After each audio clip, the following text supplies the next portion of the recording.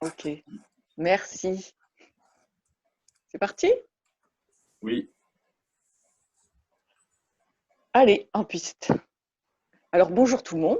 Je suis très heureuse de vous retrouver sur cette modalité un peu particulière d'échange, mais on va essayer quand même de faire un petit point sur ce que peut apporter la psychanalyse à cette compréhension de la question du corps et de la sexualité. Alors, je vais essayer de vous présenter trois points essentiels, on va dire. Comment on peut se représenter un peu la vie psychique. Et la plupart d'entre vous, vous aviez déjà vu le schéma de Nasio que j'avais commenté. Je vais le reprendre rapidement. Ensuite, on va faire un peu le point sur la construction des premiers liens, parce que c'est absolument déterminant pour le rapport au corps et à la sexualité pour toute la vie. Et puis, si j'ai le temps, j'ouvrirai un peu quelques questions sur l'adolescence, la vie de couple et les problématiques des personnes dépendantes en fin de vie, etc. Voilà. Alors, en préambule, je redis, pour ceux qui ne me connaissent pas bien, que la psychanalyse n'existe pas. Il y a plusieurs courants dans la psychanalyse. Et ça, c'est très important de bien différencier ces courants qui ne disent pas exactement la même chose. En tout cas, sur notre sujet, je vais me concentrer sur Freud par rapport à tout ce qu'il raconte sur les pulsions. C'est quand même la première approche de la sexualité par la psychanalyse. Ensuite, on va s'appuyer aussi sur les courants anglais avec Mélanie Klein notamment. Et puis ensuite sur les courants plutôt lacaniens avec Nasio qui avait donc fait ce schéma, Dolto et Lacan, quelques phrases qui peuvent nous aider parfois à comprendre. Voilà les points d'appui sur lesquels on va essayer de partir. Alors, d'abord, la sexualité, effectivement, c'est un point qui a été étudié par Freud. Il a fait scandale à son époque, on l'a traité de pansexualiste, de prendre tout par le côté sexuel des choses. Mais il faut vraiment resituer le fait que la sexualité pour la psychanalyse, c'est pas que l'acte sexuel, mais c'est vraiment la vie affective dans son ensemble. La sexualité, c'est le corps vécu par le sujet, c'est la façon dont chacun d'entre nous vont investir le corps et les relations affectives toute la vie. Voilà. Et donc, on peut dire à partir de là que les concepts sur lesquels on va s'appuyer, c'est d'abord le concept de pulsion, puisque finalement, Freud, il a commencé comme ça, par essayer de comprendre un peu l'étayage de la pulsion sur les fonctions en fait physiologiques, que sont manger, expulser et se reproduire. Et c'est ce qui fait que nous ne sommes plus des animaux, nous sommes des êtres humains, nous sommes des êtres de pulsion et non pas d'instinct, puisque dès le départ, finalement, le corps est pris dans la culture, dans le langage. Et c'est, on pense avec notre corps, on parle avec notre corps, c'est ce qui articule, si vous voulez, notre sexualité entre corps et parole. Voilà. Alors, ce schéma est assez utile pour essayer de comprendre comment justement les pulsions prennent leur source dans le corps et comment elles cherchent à atteindre leur objet, mais elles n'y arrivent jamais vraiment, jamais tout à fait, parce que le barrage du refoulement va les embarrasser, pour partie en tout cas.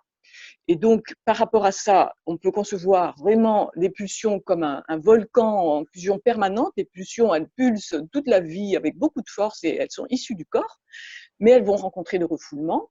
Et à partir de là, une partie des pulsions vont revenir sur le corps, c'est ce qui reste comme tension confinée dans l'inconscient, on pourrait dire, et une partie va passer vers l'extérieur. Donc, pour une part, dans la vie affective, amoureuse, dans les relations affectives avec tous vos partenaires précieux, j'allais dire, avec soi-même aussi, et les relations affectives aussi conçues dans l'amitié, puisque pour la psychanalyse, si vous voulez, la source des pulsions, elle va investir les relations en tout genre, et on parle de l'objet de la pulsion. L'objet, c'est autant des personnes, mais ça peut être aussi la collection de bagnoles, tous ces points de passion, on pourrait dire, qui ont aussi leur source dans les pulsions. Et puis, il y a aussi une part très importante des pulsions qui va s'accomplir dans la sublimation, la création, le travail, toutes ces activités socialement valorisées qui ont aussi leur source dans les pulsions. Et puis, il y a un dernier point des pulsions qui vont effectivement rejaillir à l'extérieur en termes de symptômes hein, sur le corps. Et là, c'est Christophe Dejour qui a initié, en tout cas, cette dimension psychosomatique très importante qui nous explique un peu comment les symptômes, finalement, sont issus aussi des pulsions qui n'ont pas pu s'accomplir, s'assouvir dans les plaisirs partiels de la vie affective et qui vont se retourner un peu contre le sujet, si on peut dire, en ouvrant toutes ces problématiques des pathologies à la fois corporelles et de ces psychopathologies, etc. Voilà, ça c'est le premier point. Donc cette représentation des pulsions qui vont s'étayer sur les fonctions physiologiques, comme je disais. Donc l'enfant, si vous voulez, va découvrir que la bouche, l'anus, les organes génitaux, ça ne sert pas seulement à se reproduire, ça sert aussi à prendre du plaisir. Et c'est vrai que là va se nouer quelque chose entre lui et sa mère dès le départ. Et donc là, il y a une deuxième dimension très importante dans la construction du corps et de la sexualité, c'est cette première relation à la mère, puisque l'expérience du bébé, de la petite enfance, c'est cette expérience des premiers liens et de la place absolument déterminante de la mère dans la construction du corps de l'enfant, hein, puisque ces relations sont tout à fait fondatrices de la manière dont on va investir notre corps et dont on va pouvoir penser notre corps, et puis penser même par la suite toute notre vie, puisque finalement, penser, ça commence dans le corps. Donc là, c'est une deuxième dimension que Freud a commencé à évoquer quand il a parlé de cet étayage de la pulsion sur les fonctions physiologiques, en disant que l'enfant, effectivement, il va essayer de passer de son corps qui lui sert à manger, etc., à un corps de plaisir, et qui va être accompagné là-dedans par la mère, notamment autour des dialogues autour du corps, pendant les soins, dans la manière dont l'enfant peut être caressé. Dans ce dialogue que l'enfant va instaurer avec sa mère, va se construire finalement toute cette image inconsciente du corps, petit à petit, très lentement, dans la manière dont l'enfant est porté et caressé, dans les soins, dans le care, hein, tout ça. Finalement, ça va construire l'image du corps pour l'enfant. Et ça va construire l'image du corps aussi à partir de la mère et de sa propre construction, dans son rapport au corps, dans son rapport à elle-même et dans son rapport à l'autre. Et c'est ça qui est intéressant, de concevoir que l'inconscient, finalement, il va passer aussi par toute la dimension transgénérationnelle, à la fois par ce que la mère a engrammé dans son propre corps de plaisir et de construction dans l'image d'elle-même, et à la fois dans ses troubles, dans ses embarras qu'elle a pu construire elle-même dans son rapport au corps, dans son rapport à la sexualité, en tant qu'enfant, et puis ensuite dans la construction de son couple, et puis dans la construction de ce désir d'enfant aussi. Tout ça, ça va impacter l'enfant dans la façon dont il va ressentir son propre corps, et dont la mère va pouvoir l'aider à ressentir son corps dans des dialogues partagés. Par exemple, soit elle va lui dire ah, bah, t'as les pieds glacés, oh là là, ça doit pas être agréable. Ou elle va lui dire oh là là, ça pue, là, il faut que je te change. Oh là là, mais alors moi, j'aime pas du tout. Hein. Alors là, toutes ces odeurs, ouf, on va, hein, ça, tu te débrouilles, mais enfin, c'est pas terrible. Hein. Voilà, donc tout ce qu'elle va configurer comme expérience de plaisir ou de déplaisir, ça va impacter l'enfant dans la façon dont il va construire des images, mais au début, ce sont pas encore des images, ce sont des sensations, et tout ce registre préverbal qui a été beaucoup étudié par Julia Kristeva. J'aurais voulu vous passer une vidéo, peut-être un jour on pourra trouver cette vidéo. Dans ses premiers rapports qui travaillent le rapport au corps, qui travaillent la sexualité, ben finalement, c'est très troublant parce que il n'y a pas de mot vraiment pour le dire. Voilà.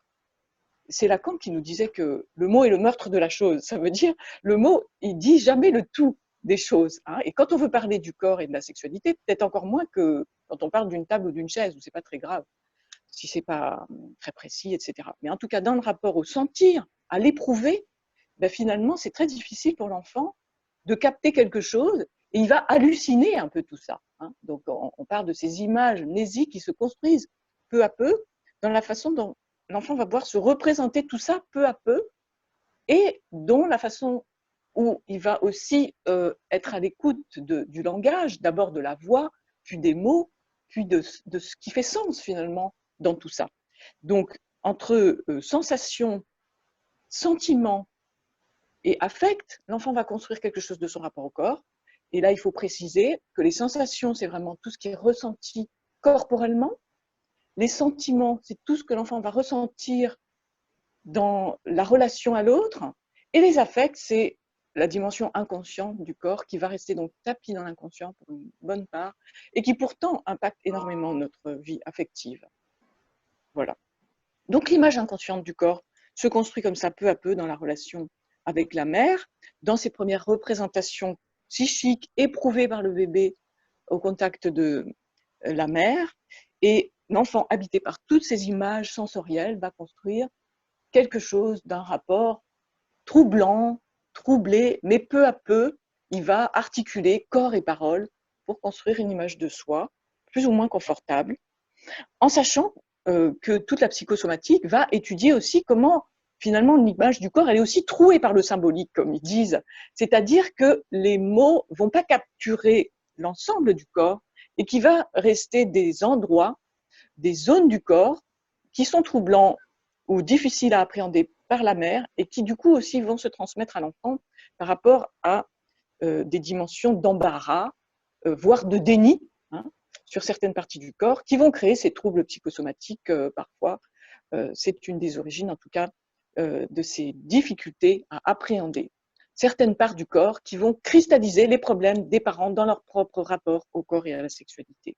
Voilà, donc ça c'est très important, je trouve, pour penser que le corps habité est à construire, que c'est tout un travail. Notre rapport au corps, il se construit dans le rapport à soi-même, à ses sensations, à la manière dont on peut nommer ce qu'on ressent, hein. Et là, je pense à toutes ces expériences ultérieures et tous ces débats qu'on a aujourd'hui sur le consentement.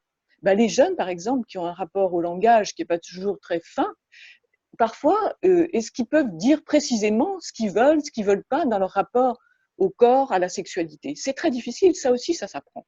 Voilà, on va essayer de poursuivre un peu ce rapport au corps dans la construction de l'identité. Alors, il y a une deuxième étape quand même qui est très importante après, c'est le DIP, hein.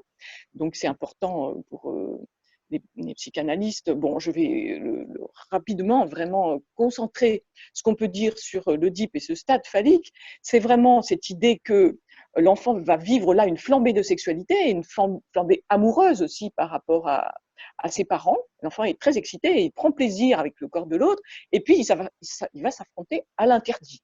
Et ça, ce rapport entre plaisir et interdit, c'est aussi un point très important de notre rapport à la sexualité. Alors, on peut faire là aussi la différence entre plaisir, jouissance, dans le sens que lui donnera Lacan, hein. Plaisir, jouissance et désir, c'est trois termes importants pour Lacan.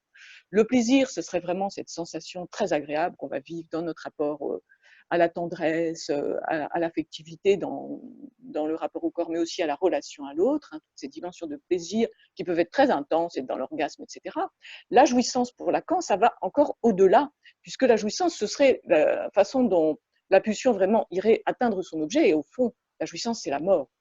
Donc ça, c'est important pour concevoir que le désir, il s'appuie aussi sur le manque, sur l'interdit, sur l'impossible de la jouissance, se construit quelque chose du manque, donc du désir, et c'est ce qui nous rend vivants, c'est ce qui nous rend toujours en, en attrait par rapport à ces relations affectives et ces relations sexuelles. C'est ce qui fait qu'on va rebondir, et c'est ce qui fait qu'on peut aussi avoir vécu une relation, et puis même si elle sombre à un moment, ben, une autre sera possible, hein. Donc ça, c'est réjouissant quand on vient se séparer d'un conjoint, par exemple, ou c'est intéressant pour accompagner les personnes aussi dans leur chemin parfois complexe dans leurs relations affectives et sexuelles.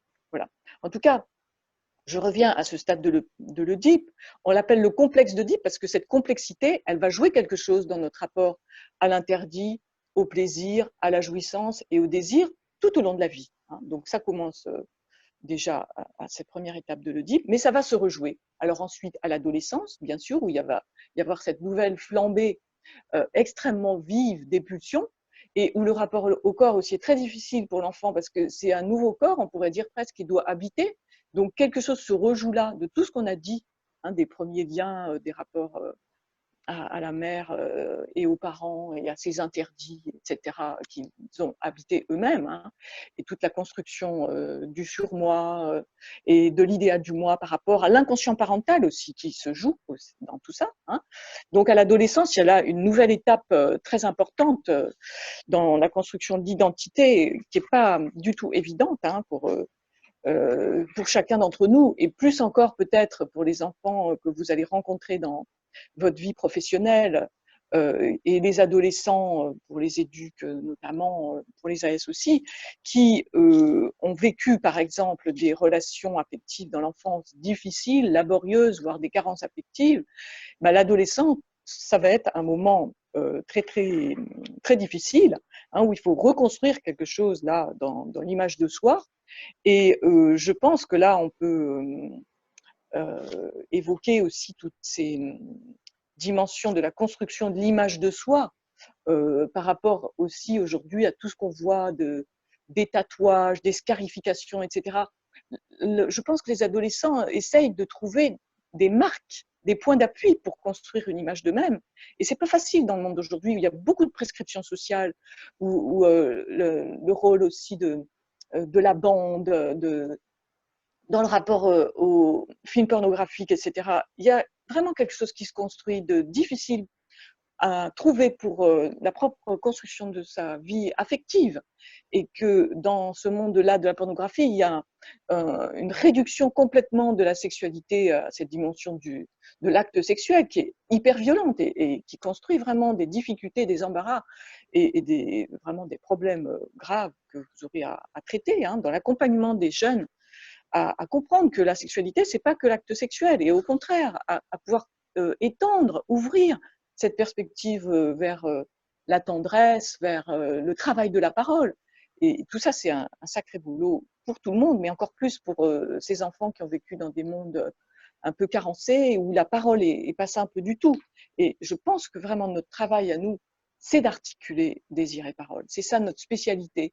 Vraiment, votre expertise, c'est ça. C'est pouvoir parler tranquillement de la sexualité, du rapport au corps et de nos propres embarras, hein, de penser aussi qu'il n'y a pas de réponse absolue dans tout ça. On ne va pas faire des cours sur la sexualité. Ça n'a pas trop de sens. C'est pour ça que moi, je vous propose des questions, des problématiques qui sont ouvertes, que vous avez à réfléchir et que vous allez réfléchir dans les débats entre vous aussi par rapport à ce que vous rencontrez sur les terrains professionnels. Et c'est très difficile de parler de tout ça, surtout parce qu'on n'a pas de réponse. Mais je pense que la psychanalyse, elle nous apprend ça aussi. C'est notre rapport au savoir qui demeure doutant, problématisant. Et la psychanalyse, vous savez, je vous en ai souvent parlé, elle évoque les capacités négatives, ces capacités à supporter les embarras, à supporter qu'on ne sait pas. Et ça n'empêche pas de parler. C'est pas parce qu'on ne sait pas tout qu'on ne sait rien. Et nos savoirs, ils nous servent plutôt à configurer un peu ces questions pour essayer de les complexifier, de les ouvrir, de les partager. Finalement, c'est ça qu'on peut faire dans le travail de la parole avec les personnes concernées et les collègues, bien sûr. C'est d'essayer de nommer un peu tout ça, de se confronter aux questions et de travailler aussi avec ces incompréhensions qui nous concernent tous. On est tous embarrassés plus ou moins avec ces questions. Mais ça fait partie du travail et du travail passionnant qui nous reste à faire. Voilà. Qu'est-ce qu'il me reste à dire? Que le travail aussi, il va se poursuivre dans la construction des couples, hein, les couples et la construction de ces relations. Alors, j'aime bien la formule de Lacan qui disait « il n'y a pas de rapport sexuel ». Ça commence bien pour construire les couples. Ce qu'il voulait dire, c'est que c'est jamais la perfection. Le rapport sexuel, c'est toujours un rapport d'altérité. Et la rencontre avec le corps de l'autre, bah, c'est l'aventure, c'est super, c'est passionnant, mais c'est jamais parfait. Donc ça, c'est aussi une dimension qu'on peut travailler, je pense, avec toutes les difficultés des couples qu'on peut rencontrer, toutes ces rencontres aussi avec des femmes qui doivent assumer des violences et en faire quelque chose. Bon, la psychanalyse nous donne des clés pour essayer de comprendre comment on peut quitter un homme violent et se remettre avec un homme violent. Enfin, ça ne concerne pas que les femmes d'ailleurs. Mais c'est compliqué tout ça, la question du consentement. Je pense que là, c'est intéressant que vous ouvriez ces débats. Et puis, on en reparlera en essayant de problématiser ce qui peut l'être. Hein. Mais je pense que là, il n'y a que des questions qu'on peut ouvrir. Moi, je n'ai pas de réponse. Voilà, c'est tout ce que je peux vous dire. Après, la dépendance et la question du handicap et du vieillissement, c'est pareil, dans le sens où je pense qu'il faut ouvrir des questions par rapport aux incidences de toutes ces dimensions du désir et du plaisir, mais pas seulement du point de vue de l'acte sexuel, mais de toute l'affectivité et en concevant comment la place de la tendresse, je ne sais pas, je pense à des situations que j'ai vécues moi-même d'accompagnement avec des personnes âgées où parfois leur prendre le cou, leur caresser le visage, ça peut être très tendre et parfois ça peut même être érotique. Et je pense qu'il faut penser des modèles très ouverts d'accompagnement à la vie sexuelle et pas seulement de se demander si on va trouver l'assistant sexuel pour faire le travail. Vous voyez, ça peut nous concerner aussi dans cet accompagnement pluriel et à partir de la singularité de chaque situation. Voilà, c'est ce que je vais vous dire. Merci. On arrête là ?